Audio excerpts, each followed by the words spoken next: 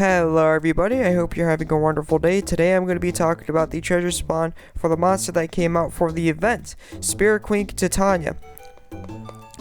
Would I say she's a must-have monster for the event?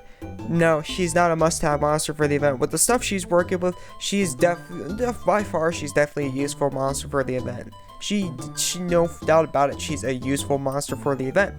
But what she's working with, she's not a must-have. She definitely is very useful, but she's not a must-have. Like, if you don't have her, you're not guaranteed to get kicked out, but you gotta have a good either star or light monster either way, so keep that in mind. And she's one of the good ones, so keep that in mind as well. Okay, so what we're working with Titania is ability power 130, damages an enemy at random 10 times with the magic light damage if the success of a value of 100%, so it's going to hit guaranteed all the time. And considering that all you're going to be doing is fighting one enemy, that's just straight up 10 hits of an ability power of 130 on the enemy, so that's a lot of damage. She removes buffs from all enemies. The enemies don't buff themselves, so I don't really see this as an issue.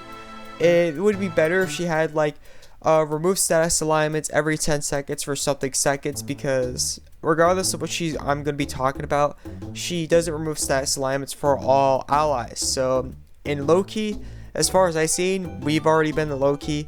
He throws a lot of like status alignments on you, mainly confusion and paralyzation, and those are some of the really annoying ones and hard ones to get rid of.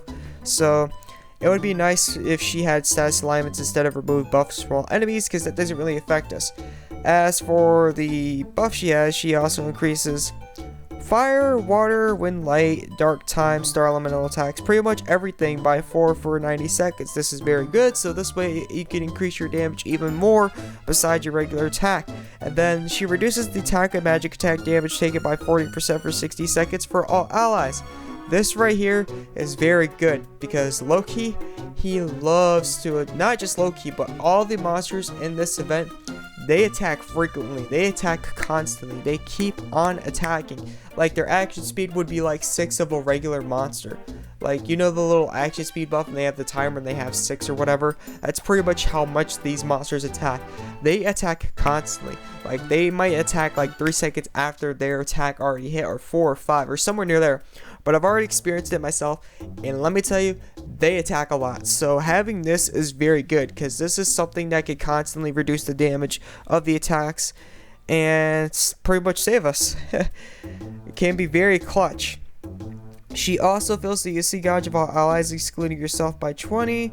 Recovers 20 costs for all allies. The UC gauge can be helpful, because when it comes to these monsters, not everybody's getting it used at the same time. You want to pop Unison ASAP, so this can be a very useful ability. Regardless of whether it looks good or not, it usually wouldn't be good. But as for this mission that she's going to be used for, which is, if I haven't talked about it, if you still don't know what I'm talking about, it's the Dark Animus Dragon. That's going to be very useful in there, as far as I've seen so far. Alrighty, moving on to the next stuff she has. She recovers 20 costs for all allies. I wish this would turn to a cost recovery instead, but it's whatever. And then she casts Hero. Right away, if your monster casts Hero, they are automatically, I'm not going to say very good, I'm not going to say super OP, I'm not going to say the best monster, I'm not going to say a monster you need to get, but they are above decent. They're a good monster. Because Hero is one of the best buffs in the game, but it's end game. It's not really early game buff.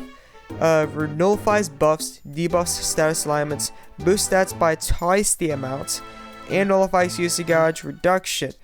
Also reduces healing effects received by 70, but this has always been here, so don't worry about that Dermot thing. Since your stats are going to be twice the amount, that means the defense is going to be twice the amount. That also means that you're going to be taking twice as less damage. So having that heal reduced by that much, especially if you already have a good cleric, it's not even really going to affect you. It's really not going to do much. Your defense is going to be twice the amount as it is, so you're going to be taking, I'm not going to say twice as less damage, but you're going to be taking around 1.5 times less damage. So very good. I'm not going to say that's the exact amount, but that's approximately, that's roughly where it's going to be around. It's not going to be twice as less damage, but it's going to be somewhere around there. So keep that in mind. Also, for this treasure spawn, they're also going to have, everything else is going to be also based on the event. These are all light or star monsters you can earn from the treasure spawn. As for the spawn itself, this spawn has rates up. For once, I haven't seen rates up on monsters for a while for these spawns. But keep in mind, they don't have really high rates up in the spawn. So if you're going to the spawn and you see this and you're like, it's 15 gems, I might get lucky. I might get it from the gear spawn, and then don't get it. Don't be surprised, because they don't offer much for rates up on the spawn. They do offer rates up for the monsters, and they do offer rates up on the spawn, but the rates up is not by much. Like, if they say rates up, it could be by 0.00001% chance. You get what I'm saying? It's going to be slightly higher than the regular rates. I don't know how much exactly, but I can tell you that they're not, it's going to be slightly higher than they regularly were. They're not going to be like rates up, but they will have rates up on the monsters. So keep that in mind. You might not even get these on your 10th try. To be fairly honest, you might get these on your 10th try, you might not. Don't expect the rates to be friendly for everybody. These rates can be friendly for a little more people thanks to them having rates up, but don't expect these to be something you should spawn because they're friendly for everybody. That's not the case for the rates up mechanic for the spawn.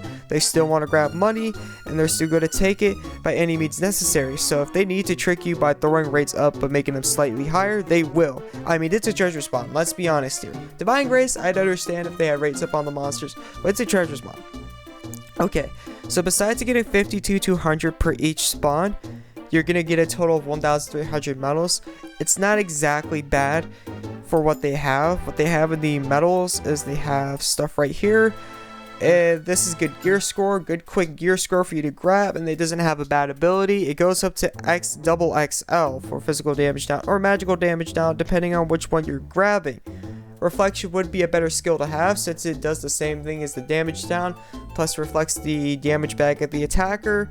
But if you need it, you need it. It's not a bad skill. Damage down is not a bad skill at all. It still reduces the attack, so it's a very helpful defense skill regardless. And if you need to replace your attack and need more gear score, this goes up to 33 cost as you are, so you can replace that regular attack with these abilities.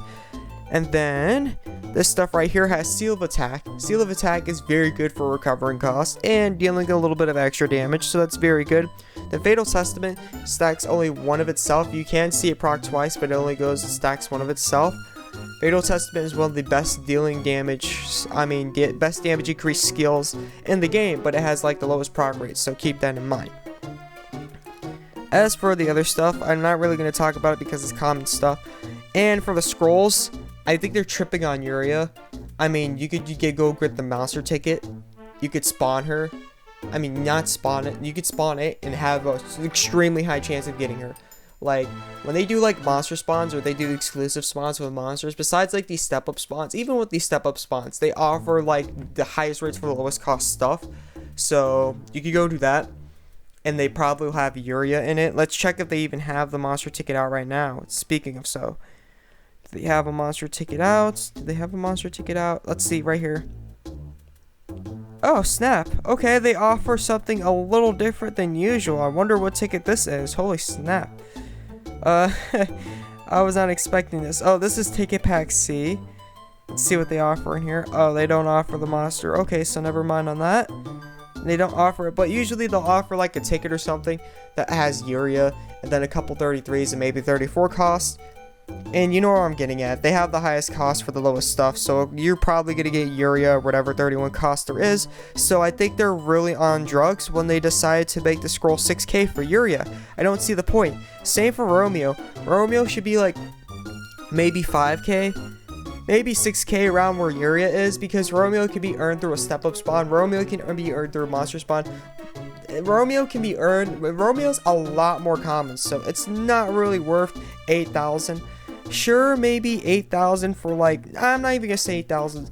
It would be worth it now that they have all these monsters in the step-up spawn. Maybe 7.5k for pay to wins. Not worth it overall, but for pay to wins, maybe 7.5k on like Aquarius, Spica, Detective Holmes, and Cowgirl Tequila, but not 9k. I think it's a bit expensive.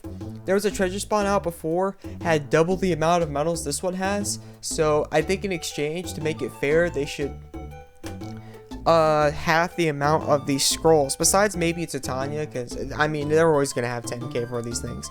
they're always gonna have 10k for like the exclusive monster. So that's gonna be there either way. But I still think they should, since they did that already, they should reduce like the cost of these scrolls by half. I don't think it's honestly fair, even still now, to actually have this amount. They already had a better treasure spawn to obtain these in, like a better treasure spawn than this one to obtain these in, and on top of it, they have a step up spawn, which is better to obtain these in as well. It's not worth it. It's honestly not too worth it to actually grab these, unless you're looking for specific stats and you know you're gonna get unlucky with a step up spawn. Like, you get nothing but Bastet and Granaries, even though you spawn like multiple times. It's not really worth it for that. But overall, I would say this is I'd say this is a pretty good treasure spawn. Overall, if you're doing this for the event, keep in mind that this monster is good for the event, and if you don't got these monsters, or if you need more of them, very good to have. You want to have as much monsters as you can, because if you have 5, you could re-roll your monsters. If you don't have 5, you cannot re-roll your monsters, even if you can't use the other monsters. If you have like 4 wins or stars, and you have like 1 grass, you can only use those 4 monsters for the whole battle, and that's it. So the more the merrier. It will help out in the long run. Overall, though, this is a pretty good spawn. They do have some rates up for once, even if it's by slightly. They have rates up, and they offer 1k less on the scroll, so that's very good. And they offer a decent amount of stuff in the treasure medal, so there's some diversity. But keep in mind, this is still going to be a pay to win spawn either way. So you're going to need to throw a couple hundred gems before you even get, I'd say, even up to 1,900. I mean, you might not need to throw a couple hundred gems. No, you won't need to throw a couple hundred gems. You might need to throw maybe 100, 120 to even get up to the point where you can actually grab even one of these pieces. Maybe a couple hundred gems if you're completely unlucky, like I am sometimes when doing these treasure spawns. But overall, yeah, it's still going to be pay to win regardless. But that being said, I hope this helped out, and I will see you in the next video. This is the AzureureWrath. I'm out. Peace.